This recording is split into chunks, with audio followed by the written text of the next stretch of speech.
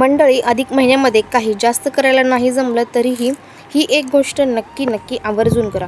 कोणतेही आहे बरं, ती गोष्ट सांगते ऐका. यंदा 17 मे ते 15 जूनपर्यंत आलेला आहे अधिक महिना, अर्थात धोंड्याचा महिना.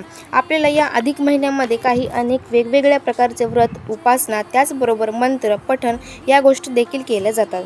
तुम्हाला फार काही करायला जमलं नाही तर ही एक गोष्ट आहे ती तुम्ही अगदी सहज करू शकता.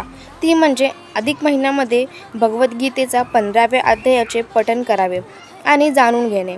जर म्हणता येत असेल तर कमीत कमी श्रवण देखील नक्कीच करू शकता, मोबाईलवर ऐकू शकता. या भगवद्गीतेच्या अध्यायाला का महत्त्व आहे तर भगवद्गीतेच्या 15व्या अध्यायाचे नाव आहे पुरुषोत्तम योग आणि मुळात अधिक महिना हा पुरुषोत्तम मास म्हणून ओळखला जातो. अर्थात तो भगवान श्रीहरी विष्णूंना समर्पित केलेला असतो.